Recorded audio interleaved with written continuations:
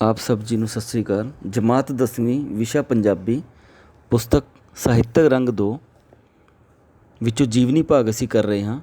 ਅੰਤਕ ਵਿਗਿਆਨੀ doctor Abdul Kalam ji.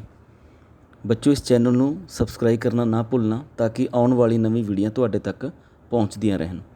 Doctor Abdul Kalam ਜੀਵਨੀ ਲੇਖ ਡਾਕਟਰ ਪ੍ਰਿਥਵੀ ਰਾਜ ਥਾਪਰ ਦੀ ਲਿਖੀ ਹੋਈ ਰਚਨਾ ਹੈ। ਇਸ ਵਿੱਚ ਲੇਖਕ ਨੇ ਭਾਰਤ ਦੇ ਸਾਬਕਾ ਰਾਸ਼ਟਰਪਤੀ ਅਤੇ ਵਿਗਿਆਨੀ ਸਰਗਵਾਸੀ ਡਾਕਟਰ APJ ਅਬਦੁਲ ਕਲਾਮ ਦੀ ਜੀਵਨੀ ਨੂੰ ਪੇਸ਼ ਕੀਤਾ ਹੈ ਅਤੇ ਉਹਨਾਂ ਦੀ ਪ੍ਰੇਰਨਾ ਭਰਪੂਰ ਸ਼ਖਸੀਅਤ ਨੂੰ ਪਾਠਕਾਂ ਸਾਹਮਣੇ ਰੱਖਿਆ ਹੈ। ਡਾਕਟਰ ਅਬਦੁਲ ਕਲਾਮ ਜੀ ਭਾਰਤ ਦੇ ਰਾਸ਼ਟਰਪਤੀ ਵੀ ਰਹੇ ਅਤੇ ਵਿਗਿਆਨ ਦੇ ਖੇਤਰ ਵਿੱਚ ਉਹਨਾਂ ਨੇ ਬਹੁਤ ਵੱਡੇ ਵੱਡੇ ਕਾਰਨਾਮੇ ਕੀਤੇ, ਦੇਸ਼ ਨੂੰ ਬਹੁਤ ਬੁਲੰਦੀਆਂ ਤੱਕ ਲੈ ਕੇ ਗਏ। ਇਸਰੋ ਵਿੱਚ ਵੀ ਇਹਨਾਂ ਨੇ ਆਪਦੇ ਪ੍ਰੋਜੈਕਟ ਡਾਇਰੈਕਟਰ ਦੇ ਤੌਰ 'ਤੇ ਨਿਯੁਕਤ ਵੀ ਹੋਏ। ਆਪ ਜੀ ਨੂੰ ਮਿਸਾਈਲ ਮੈਨ ਦੇ ਨਾਮ 'ਤੇ ਵੀ ਜਾਣਿਆ ਜਾਂਦਾ ਹੈ। ਆਪ ਜੀ ਨੇ ਦੇਸ਼ ਨੂੰ ਬਹੁਤ ਟੈਕਨੋਲੋਜੀ ਵਿੱਚ ਅੱਗੇ ਤੱਕ ਲੈ ਕੇ ਗਏ ਅਤੇ ਆਪ ਜੀ ਨੂੰ ਰੱਖਿਆ ਟੈਕਨੋਲੋਜੀ ਅਤੇ ਨਵੀਨੀਕਰਨ ਲਈ ਪਦਮ ਭੂਸ਼ਣ, ਪਦਮ ਵਿਭੂਸ਼ਣ ਅਤੇ ਭਾਰਤ ਰਤਨ ਸਨਮਾਨ ਵੀ ਪ੍ਰਾਪਤ ਹੋਏ। ਆਪ ਜੀ ਨੇ ਆਪਣੀ ਸਵੈ ਜੀਵਨੀ ਵਿੰਗਸ ਆਫ ਫਾਇਰ ਸਮੇਤ ਕਈ ਪੁਸਤਕਾਂ ਦੀ ਰਚਨਾ ਵੀ ਕੀਤੀ। ਡਾਕਟਰ ਅਬਦੁਲ ਕਲਾਮ ਦਾ ਜਨਮ 15 ਅਕਤੂਬਰ 1931 ਨੂੰ ਤਮਿਲਨਾਡੂ ਵਿੱਚ ਧਨੁਸ਼ਕੋਡੀ ਵਿਖੇ ਪਿਤਾ ਜੈਨੂ ਲਾਬੂਦੀਨ ਦੇ ਘਰ ਮਾਤਾ ਅਸ਼ਿਆਮਾ ਦੀ ਕੁੱਖੋਂ ਹੋਇਆ। ਰਾਮਨਾਥਾਪੁਰਮ ਤੋਂ 10ਵੀਂ ਅਤੇ ਤ੍ਰਿਚੂਰਾਪੱਲੀ ਦੇ ਸੈਂਟ ਜੋਸਫ ਕਾਲਜ ਤੋਂ BA ਫਿਜ਼ਿਕਸ ਕਰਕੇ 1955 ਵਿੱਚ ਮਦਰਾਸ ਇੰਸਟੀਚਿਊਟ ਆਫ ਟੈਕਨੋਲੋਜੀ ਵਿੱਚ ਦਾਖਲ ਹੋ ਗਏ। 1960 ਵਿੱਚ ਉਹ ਬਤੌਰ ਵਿਗਿਆਨੀ ਰੱਖਿਆ ਖੋਜ ਅਤੇ ਵਿਕਾਸ ਸੰਸਥਾ ਵਿੱਚ ਸ਼ਾਮਿਲ ਹੋਏ ਅਤੇ ਇਸਰੋ ਵਿੱਚ ਚਲੇ ਗਏ, ਜਿੱਥੇ LLV-3 ਦੇ ਪ੍ਰੋਜੈਕਟ ਡਾਇਰੈਕਟਰ ਬਣੇ। 1982 ਵਿੱਚ ਉਹ DRDO ਦੇ ਡਾਇਰੈਕਟਰ ਬਣੇ ਅਤੇ 1992 ਵਿੱਚ ਰੱਖਿਆ ਮੰਤਰੀ ਦੇ ਵਿਗਿਆਨੀ ਸਲਾਹਕਾਰ ਨਿਯੁਕਤ ਹੋਏ ਅਤੇ ਪੋਖਰਨ 2 ਪਰਮਾਣੂ ਪਰਖਣ ਵਿੱਚ ਪ੍ਰਮੁੱਖ ਭੂਮਿਕਾ ਨਿਭਾਈ। 2002 ਵਿੱਚ ਆਪ ਜੀ ਭਾਰਤ ਦੇ ਰਾਸ਼ਟਰਪਤੀ ਚੁਣੇ ਗਏ। ਇਸ ਅਹੁਦੇ 'ਤੇ ਸੇਵਾ ਮੁਕਤ ਹੋਏ ਪਿੱਛੋਂ ਆਪ ਜੀ ਨੇ ਕਈ ਵਿਦਿਅਕ ਸੰਸਥਾਵਾਂ ਵਿੱਚ ਬਤੌਰ ਵਿਜ਼ਿਟਿੰਗ ਪ੍ਰੋਫੈਸਰ ਪੜ੍ਹਾਉਣਾ ਸ਼ੁਰੂ ਕਰ ਦਿੱਤਾ। 2012 ਵਿੱਚ ਆਪ ਜੀ ਨੇ ਭ੍ਰਿਸ਼ਟਾਚਾਰ ਵਿਰੁੱਧ ਨੌਜਵਾਨਾਂ ਵਿੱਚ one cat I give movement ਸ਼ੁਰੂ ਕੀਤਾ। ਆਪਣੀ ਪੁਸਤਕ ਇੰਡੀਆ 2000 ਵਿੱਚ ਉਹਨਾਂ ਨੇ ਭਾਰਤ ਨੂੰ ਨੌਲੇਜ ਸੁਪਰ ਪਾਵਰ ਬਣਾਉਣ ਦੀ ਵਕਾਲਤ ਕੀਤੀ। ਉਹਨਾਂ ਪਰਮਾਣੂ ਹਥਿਆਰਾਂ ਦੇ ਪ੍ਰੋਗਰਾਮਾਂ ਨੂੰ ਭਾਰਤ ਦੀ ਭਾਵੀ ਮਹਾਸ਼ਕਤੀ ਦਾ ਰਸਤਾ ਕਰਾਰ ਦਿੱਤਾ ਅਤੇ ਇਸ ਲਈ ਉਹਨਾਂ ਨੇ 5 ਬੁਨਿਆਦੀ ਖੇਤਰਾਂ ਦੀ ਪਹਿਚਾਣ ਕੀਤੀ। ਆਪ ਜੀ ਨੇ ਵਿਆਹ ਨਹੀਂ ਕਰਵਾਇਆ। ਆਪ ਸਾਦਗੀ ਪਸੰਦ, ਮਿਹਨਤੀ ਅਤੇ ਧਰਮ ਨਿਰਪੱਖ ਸਨ। ਆਪ ਦਹਿਸ਼ਤਵਾਦੀ, ਅੰਦਰੂਨੀ ਵਿਵਾਦਾਂ ਅਤੇ ਬੇਰੁਜ਼ਗਾਰੀ ਨੂੰ ਮੁੱਖ ਚੁਣੌਤੀਆਂ ਮੰਨਦੇ ਸਨ। ਉਹਨਾਂ ਦਾ ਵਿਚਾਰ ਸੀ ਕਿ ਸੁਪਨੇ ਉਹ ਨਹੀਂ ਹੁੰਦੇ ਜੋ ਤੁਸੀਂ ਨੀਂਦ ਵਿੱਚ ਦੇਖਦੇ ਹੋ, ਸੁਪਨੇ ਉਹ ਹੁੰਦੇ ਹਨ ਜੋ ਕਿ ਤੁਹਾਨੂੰ ਸੌਣ ਵੀ ਨਹੀਂ ਦਿੰਦੇ। 27 ਜੁਲਾਈ 1915 ਨੂੰ ਇੰਡੀਅਨ ਇੰਸਟੀਚਿਊਟ ਆਫ ਮੈਨੇਜਮੈਂਟ ਵਿੱਚ ਭਾਸ਼ਣ ਦਿੰਦਿਆਂ ਦਿਲ ਦਾ ਦੌਰਾ ਪੈਣ ਕਰਕੇ ਆਪ ਜੀ ਦਾ ਦੇਹਾਂਤ ਹੋ ਗਿਆ। ਆਪ ਨੂੰ ਜ਼ਿੰਦਗੀ ਵਿੱਚ 40 ਯੂਨੀਵਰਸਿਟੀਆਂ ਨੇ ਡਾਕਟਰੇਟ ਦੀ ਅਨਰੇਗੀ ਡਿਗਰੀ ਨਾਲ ਨਿਵਾਜਿਆ। ਆਪ ਜੀ ਨੂੰ ਪਦਮ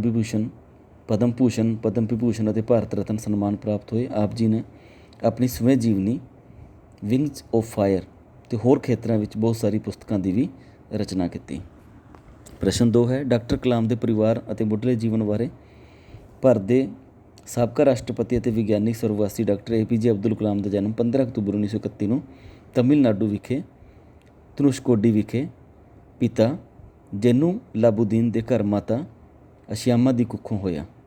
ਉਹਨਾਂ ਨੂੰ ਪੁਰਖੇ ਕਿਸ਼ਤੀਆਂ ਦਾ ਵਪਾਰ ਕਰਦੇ ਸਨ, ਪਰ ਘਾਟਾ ਪੈਣ ਕਾਰਨ ਉਹਨਾਂ ਦਾ ਪਰਿਵਾਰ ਕਾਫੀ ਗਰੀਬ ਹੋ ਗਿਆ ਸੀ। ਅਬਦੁਲ ਕਲਾਮ ਨੂੰ ਘਰਦਿਆਂ ਦੀ ਸਹਾਇਤਾ ਲਈ ਅਖਬਾਰਾਂ ਵੀ ਵੇਚਣੀਆਂ ਪਈਆਂ। ਸਕੂਲ ਵਿੱਚ ਉਹ ਇੱਕ ਸਧਾਰਨ ਵਿਦਿਆਰਥੀ ਸਨ। ਉਹਨਾਂ ਦੀ ਅੰਕ ਗਣਿਤ ਵਿੱਚ ਬਹੁਤ ਜ਼ਿਆਦਾ ਵਿਸ਼ੇਸ਼ ਰੁਚੀ ਸੀ। ਡਾਕਟਰ ਅਬਦੁਲ ਕਲਾਮ ਜੀ ਰਾਸ਼ਟਰਪਤੀ ਦੇ ਅਹੁਦੇ ਤੋਂ ਮੁਕਤ ਹੋ ਕੇ ਡਾਕਟਰ ਜੀ ਨੇ ਕਿਹੜੇ ਕੰਮ ਕੀਤੇ? ਸੇਵਾ ਮੁਕਤ ਹੋਣ ਪਿੱਛੋਂ ਉਹਨਾਂ ਨੇ ਕਈ ਵਿਦਿਅਕ ਸੰਸਥਾਵਾਂ ਵਿੱਚ ਬਤੌਰ ਵਿਜ਼ਿਟਿੰਗ ਪ੍ਰੋਫੈਸਰ ਸ਼ੁਰੂ ਕੀਤਾ ਜਾਣਾ। ਉਹ ਸਮੱਸਿਆ ਦੇ ਸੁਝਾਅ ਨਹੀਂ ਸਗੋਂ ਹੱਲ ਦਿੰਦੇ ਸਨ। 2012 ਵਿੱਚ ਆਪ ਜੀ ਭ੍ਰਿਸ਼ਟਾਚਾਰ ਖਤਮ ਕਰਨ ਦੇ ਉਦੇਸ਼ ਨਾਲ ਨੌਜਵਾਨਾਂ ਨੂੰ one cat I give movement ਇੱਕ ਆਰੰਭ ਕੀਤਾ। ਆਪ ਦੀ ਪੁਸਤਕ ਇੰਡੀਆ 2000 ਵਿੱਚ ਡਾਕਟਰ ਸਾਹਿਬਾਨ ਨੇ ਨੌਲੇਜ ਸੁਪਰ ਪਾਵਰ ਬਣਾਉਣ ਲਈ ਕਾਰਜ ਯੋਜਨਾ ਦੀ ਵਕਾਲਤ ਕੀਤੀ। ਉਹਨਾਂ ਪਰਮਾਣੂ ਹਥਿਆਰਾਂ ਦੇ ਪ੍ਰੋਗਰਾਮ ਨੂੰ ਭਾਰਤ ਦੀ ਭਾਵੀ ਮਹਾਸ਼ਕਤੀ ਦਾ ਇੱਕ ਰਸਤਾ ਕਰਾਰ ਦਿੱਤਾ। ਪ੍ਰਸ਼ਨ 4 ਹੈ, ਭਾਰਤ ਨੂੰ ਭਾਵੀ ਮਹਾਸ਼ਕਤੀ ਬਣਾਉਣ ਲਈ ਡਾਕਟਰ ਕਲਾਮ ਜੀ ਨੇ ਕਿਹੜੇ 5 ਖੇਤਰਾਂ ਦੀ ਖੇਤਰਾਂ ਨਾਲ ਜਾਣ ਪਛਾਣ ਕੀਤੀ? ਭਾਰਤ ਨੂੰ ਮਹਾਂਸ਼ਕਤੀ ਬਣਾਉਣ ਲਈ ਡਾਕਟਰ ਕਲਾਮ ਜੀ ਨੇ ਜਿਹੜੇ 5 ਖੇਤਰਾਂ ਦੀ ਪਛਾਣ ਕੀਤੀ ਉਹ ਸਨ: ਖੇਤੀਬਾੜੀ ਤੇ ਖੁਰਾਕੀ ਵਸਤਾਂ, ਸਿੱਖਿਆ ਤੇ ਸਿਹਤ, ਸੂਚਨਾ ਤੇ ਸੰਚਾਰ ਤਕਨਾਲੋਜੀ, ਦੇਸ਼ ਦੇ ਹਰ ਹਿੱਸੇ ਵਿੱਚ ਭਰੋਸੇਯੋਗ ਤੇ ਮਿਆਰੀ ਬਿਜਲੀ ਊਰਜਾ, ਸੜਕੀ ਆਵਾਜਾਈ ਦਾ ਬੁਨਿਆਦੀ ਢਾਂਚਾ ਤੇ ਅਹਿਮ ਤਕਨਾਲੋਜੀ ਵਿੱਚ ਸਵੈ ਨਿਰਭਰਤਾ। ਉਹਨਾਂ ਦਾ ਵਿਚਾਰ ਸੀ ਕਿ ਸੌਫਟਵੇਅਰ ਦੀ ਵੱਡੀ ਪੱਧਰ ਉੱਤੇ ਵਰਤੋਂ ਨਾਲ ਵੱਧ ਤੋਂ ਵੱਧ ਲੋਕਾਂ ਤੱਕ ਸੂਚਨਾ ਨੂੰ ਪਹੁੰਚਾਇਆ ਜਾ ਸਕਦਾ ਹੈ। ਪ੍ਰਸ਼ਨ 5 ਹੈ, ਡਾਕਟਰ ਕਲਾਮ ਦੇ ਅਨੁਸਾਰ ਅੱਗੇ ਮੁੱਖ ਚੁਣੌਤੀਆਂ ਕਿਹੜੀਆਂ ਹਨ ਅਤੇ ਇਸ ਦੇ ਵਿਕਾਸ ਲਈ ਕੀ ਜ਼ਰੂਰੀ ਹੈ?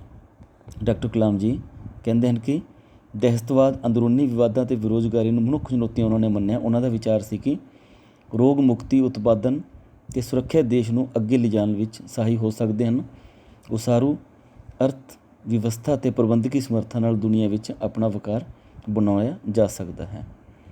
ਪ੍ਰਸ਼ਨ 6, ਡਾਕਟਰ ਕਲਾਮ ਸੁਪਨਿਆਂ ਬਾਰੇ ਕਹਿੰਦੇ ਸਨ ਕਿ ਸੁਪਨੇ ਉਹ ਨਹੀਂ ਜੋ ਤੁਸੀਂ ਸੋ ਕੇ ਵੇਖਦੇ ਹੋ, ਬਲਕਿ ਸੁਪਨੇ ਉਹ ਹਨ ਜੋ ਤੁਹਾਨੂੰ ਸੌਣ ਵੀ ਨਹੀਂ ਦਿੰਦੇ। ਪ੍ਰਸ਼ਨ 7 ਹੈ, ਡਾਕਟਰ ਕਲਾਮ ਜੀ ਦਾ ਦੇਹਾਂਤ ਕਿੱਥੇ ਹੋਇਆ? 27 ਜੁਲਾਈ 2015 ਨੂੰ 83 ਵਰ੍ਹਿਆਂ ਦੀ ਉਮਰ ਵਿੱਚ ਇੰਡੀਅਨ ਇੰਸਟੀਚਿਊਟ ਆਫ ਮੈਨੇਜਮੈਂਟ ਵਿੱਚ ਭਾਸ਼ਣ ਦਿੰਦੇ ਦਿਲ ਦਾ ਦੌਰਾ ਪੈਣ ਕਰਕੇ ਆਪ ਜੀ ਦਾ ਦੇਹਾਂਤ ਹੋ ਗਿਆ। ਪ੍ਰਸ਼ਨ 8 ਹੈ, ਤਮਿਲਨਾਡੂ ਸਰਕਾਰ ਨੇ ਡਾਕਟਰ ਕਲਾਮ ਦੇ ਦੇਹਾਂਤ ਮਗਰੋਂ ਉਹਨਾਂ ਦੀ ਯਾਦ ਵਿੱਚ ਕੀ ਕੀਤਾ? ਤਮਿਲਨਾਡੂ ਸਰਕਾਰ ਨੇ ਵਿਗਿਆਨੀਆਂ ਅਤੇ ਮਾਨਵੀ ਵਿਸ਼ਿਆਂ ਨੂੰ ਉਤਸ਼ਾਹਿਤ ਕਰਨ ਲਈ doctor APJ Abdul Kalam award ਦਾ ਆਰੰਭ ਕੀਤਾ। ਉਹਨਾਂ ਦੇ ਜਨਮ 15 ਅਕਤੂਬਰ ਨੂੰ ਨੌਜਵਾਨ ਪੁਨਰਜਾਗਰਣ ਦਿਵਸ ਵਜੋਂ ਐਲਾਨਿਆ ਗਿਆ। ਡਾਕਟਰ ਅਬਦੁਲ ਕਲਾਮ ਜੀ ਨੂੰ ਮਿਲੇ ਮਾਨ ਸਨਮਾਨਾਂ ਬਾਰੇ ਦੱਸਣਾ ਹੈ। ਡਾਕਟਰ ਅਬਦੁਲ ਕਲਾਮ ਜੀ ਨੂੰ 40 ਯੂਨੀਵਰਸਿਟੀਆਂ ਨੇ ਡਾਕਟਰੇਟ ਦੀ ਆਨਰੇਰੀ ਡਿਗਰੀ ਨਾਲ ਨਿਵਾਜਿਆ। ਰੱਖਿਆ, ਤਕਨਾਲੋਜੀ ਅਤੇ ਨਵੀਨੀਕਰਨ ਲਈ ਆਪ ਜੀ ਨੂੰ ਪਦਮ ਭੂਸ਼ਣ 1981 ਵਿੱਚ, ਪਦਮ ਵਿਭੂਸ਼ਣ 1990 ਵਿੱਚ, ਭਾਰਤ ਰਤਨ 1997 ਵਿੱਚ ਸਨਮਾਨ ਪ੍ਰਾਪਤ ਹੋਏ।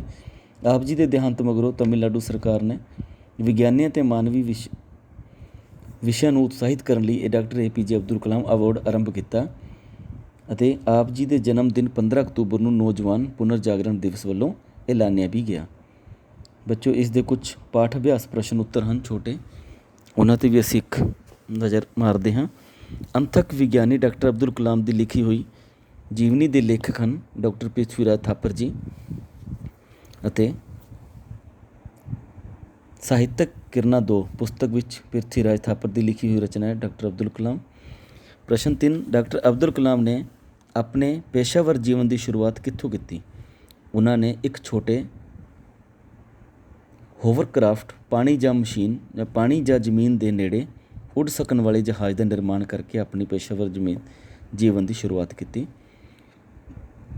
ਡਾਕਟਰ ਅਬਦੁਲ ਕਲਾਮ ਦੀ ਜੀ ਜੋ ਮੌਤ ਹੈ, ਦੇਹਾਂਤ 27 ਜੁਲਾਈ 2015 ਨੂੰ 83 ਵਰ੍ਹਿਆਂ ਦੀ ਉਮਰ ਵਿੱਚ ਹੋਇਆ।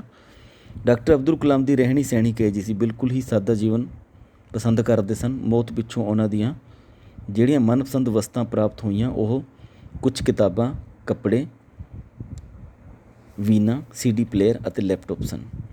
ਧਰਮ ਬਾਰੇ ਡਾਕਟਰ ਕਲਾਮ ਜੀ ਕੀ ਸੋਚਦੇ ਸਨ? ਡਾਕਟਰ ਕਲਾਮ ਜੀ ਧਰਮ ਵਜੋਂ ਨਿਰਪੱਖ ਸਨ। ਉਹ ਕਿਸੇ ਵੀ ਧਰਮ ਦੇ ਹੱਕ ਵਿੱਚ ਨਹੀਂ ਸੀ, ਧਰਮ ਨਿਰਪੱਖ ਸਨ। ਰੋਜ਼ਾਨਾ ਨਮਾਜ਼ ਤੇ ਰੋਜ਼ੇ ਡਾਕਟਰ ਸਾਹਿਬ ਦੇ ਧਾਰਮਿਕ ਵਿਸ਼ਵਾਸਾਂ ਵਿੱਚ ਸ਼ਾਮਿਲ ਸਨ। ਉਹਨਾਂ ਦਾ ਮੰਨਣਾ ਸੀ ਕਿ ਮਹਾਨ ਲੋਕਾਂ ਲਈ ਧਰਮ ਦੋਸਤ ਬਣਾਉਣ ਦਾ ਇੱਕ ਬਿਲਕੁਲ ਵਧੀਆ ਮਾਧਿਅਮ ਹੈ, ਜਦ ਕਿ ਛੋਟੀ ਸੋਚ ਵਾਲੇ ਲੋਕਾਂ ਲਈ ਲੜਨ ਦਾ ਸਾਧਨ ਹੈ। ਇਸਲਾਮ ਅਤੇ ਕੁਰਾਨ ਸ਼ਰੀਫ ਵਿੱਚ ਆਸਥਾ ਦੇ ਬਾਵਜੂਦ ਉਹ ਸੰਸਕ੍ਰਿਤੀ ਸਿੱਖੀ ਅਤੇ ਗੀਤਾਂ ਨੂੰ ਪੜ੍ਹਿਆ। ਉਹ ਸ਼ਾਕਾਹਾਰੀ ਸਨ ਅਤੇ ਸਵਾਮੀ ਨਾਰਾਇਣ ਸੰਪਰਦਾਇ ਦੇ ਗੁਰੂ ਪ੍ਰਮੁੱਖ ਸਵਾਮੀ ਨੂੰ ਆਪਣਾ ਧਾਰਮਿਕ ਗੁਰੂ ਮੰਨਦੇ ਸਨ। ਦੇਸ਼ ਦੀ ਤਰੱਕੀ ਲਈ ਡਾਕਟਰ ਕਲਾਮ ਜੀ ਨੇ ਕਿਹਨਾਂ ਚੀਜ਼ਾਂ ਨੂੰ ਜ਼ਰੂਰੀ ਦੱਸਿਆ? ਉਹਨਾਂ ਨੇ 5 ਚੀਜ਼ਾਂ ਬਾਰੇ ਜ਼ਿਕਰ ਕੀਤਾ, 5 ਖੇਤਰਾਂ ਬਾਰੇ: ਖੇਤੀਬਾੜੀ ਅਤੇ ਖੁਰਾਕ ਵਸਤਾਂ, ਸਿੱਖਿਆ ਅਤੇ ਸਿਹਤ, ਸੂਚਨਾ ਅਤੇ ਸੰਚਾਰ ਤਕਨਾਲੋਜੀ, ਦੇਸ਼ ਦੇ ਹਰ ਹਿੱਸੇ ਲਈ ਭਰੋਸੇਮੰਦ ਅਤੇ ਮਿਆਰੀ ਊਰਜਾ, ਸੜਕੀ ਆਵਾਜਾਈ ਦਾ ਬੁਨਿਆਦੀ ਢਾਂਚਾ ਅਤੇ ਅਹਿਮ ਤਕਨਾਲੋਜੀ ਵਿੱਚ ਸਵੈ ਨਿਰਭਰਤਾ। ਇਹਨਾਂ ਨੂੰ ਜ਼ਰੂਰੀ ਮੰਨਿਆ ਉਹਨਾਂ ਨੇ। ਪ੍ਰਸ਼ਨ 8 ਹੈ, ਡਾਕਟਰ ਕਲਾਮ ਜੀ ਨੇ BA ਦੀ ਪੜ੍ਹਾਈ ਕਿੱਥੇ ਕੀਤੀ? ਉਹਨਾਂ ਨੇ ਤਮਿਲਨਾਡੂ ਦੇ ਸੈਂਟ ਜੋਸਫ ਕਾਲਜ ਵਿੱਚ। ਡਾਕਟਰ ਕਲਾਮ ਉੱਪਰ ਉਹਨਾਂ ਦੇ ਪਿਤਾ ਦੀਆਂ ਕਿਹੜੀਆਂ ਗੱਲਾਂ ਦਾ ਪ੍ਰਭਾਵ ਪਿਆ? ਡਾਕਟਰ ਕਲਾਮ ਜੀ ਉੱਪਰ ਉਹਨਾਂ ਪਿਤਾ ਦੀ ਧਾਰਮਿਕ ਜੀਵਨ ਦਾ ਪ੍ਰਭਾਵ ਪਿਆ। ਪ੍ਰਸ਼ਨ 10 ਹੈ, ਅਬਦੁਲ ਕਲਾਮ ਨੂੰ ਧਾਰਮਿਕ ਸੰਸਕਾਰ ਕਿੱਥੋਂ ਪ੍ਰਾਪਤ ਹੋਏ? ਧਾਰਮਿਕ ਸੰਸਕਾਰ ਆਪਣੇ ਪਿਤਾ ਪਾਸੋਂ ਮਿਲੇ ਉਹਨਾਂ ਨੂੰ। ਡਾਕਟਰ ਕਲਾਮ ਜੀ ਨੇ ਭਾਰਤ ਵਿੱਚ ਕਿਹੜੇ ਵੱਡੇ ਸਨਮਾਨ ਪ੍ਰਾਪਤ ਕੀਤੇ? ਉਹਨਾਂ ਨੂੰ ਪਦਮ ਭੂਸ਼ਣ, ਪਦਮ ਵਿਭੂਸ਼ਣ ਅਤੇ ਭਾਰਤ ਰਤਨ ਅਵਾਰਡ ਮਿਲੇ।